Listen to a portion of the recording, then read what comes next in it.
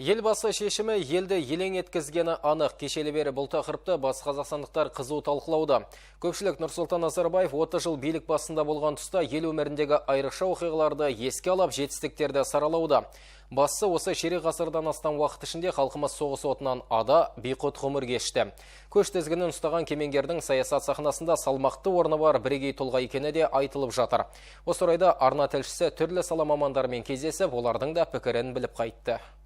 Шалқыма Құрманалина өмірін бала оқыту ісіне арнаған білікті ұстаз. Ол әлі күнге елбасымен алғашқы кездесу сәтін зор тебіреніспен еске алады. 1998 жылы партия мүшесі ретінде республикалық форумға арнайы шақырылады. Сол жерде президентпен шүйіркелесіп алғаш қолын алған. Кешегі шешімі халық үшін күтпеген жағдай болғанын айтады. Нұрсұлтан Назарбаев халықтың бағына біткен бір туар тұлға. Қиын қыстау кезеңнен елді есеңгіретпей аман-есен алып шықты. Биік белестерге жетеледі. Әсіресе ана мен бала мәселесіне бар күш-жігерін жұмсаған ерекше бағалаймын дейді ол.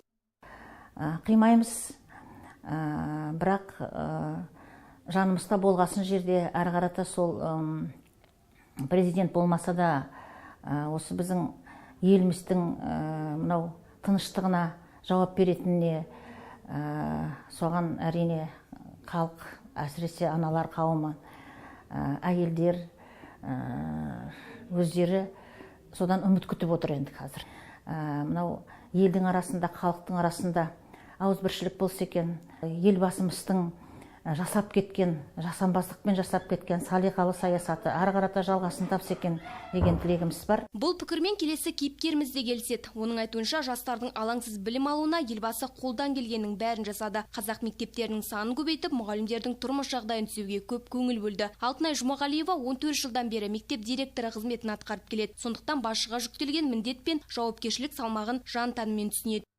Басшы ретінде сол өзіңнің ұжымыңның бірлігін, ынтымақтығын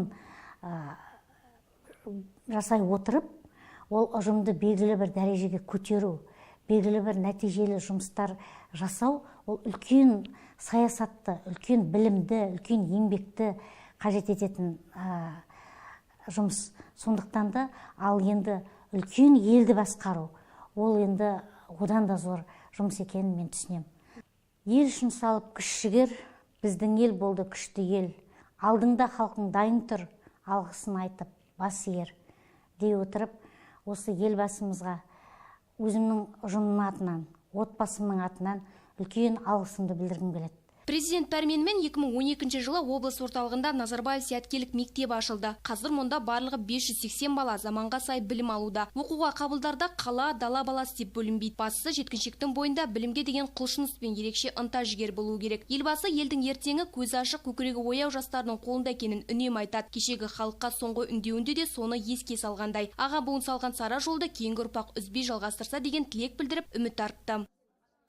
Назарбаев зияткерлік мектептерін құру арқылы елбасымыз жастарға, жасөспірім азаматтарымызға, оқушыларымызға үлкен сенім артып отыр. Себебі осы мемлекетіміз осындай назар аудару білім саласына және дарынды оқушыларға, дарынды адамдарға жағдай жасау, ол менің ойымша үлкен елбасының жасаған үлкен жақсылығы.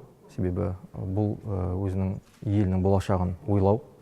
Бұл 21 ғасырда біздің мемлекет әлемдік үдерістерден қалыс қалмай, 21 ғасырда басқа елдермен терезесі тең болу үшін жасалған қадамдар. Нұрсұлтан Назарбаевтың президенттіктен кететіні туралы айтылғалы бері халықтың әлеуметтік желіде ризашылық хаттары мен алғысы толастар емес. Алайда өкілеттілік тоқтағанмен өмір тоқтамайды. Бұдан былай да ол ел дамуына нақты бағыт-бағдар беріп, көшбасшы ретінде тарихта қалары анық.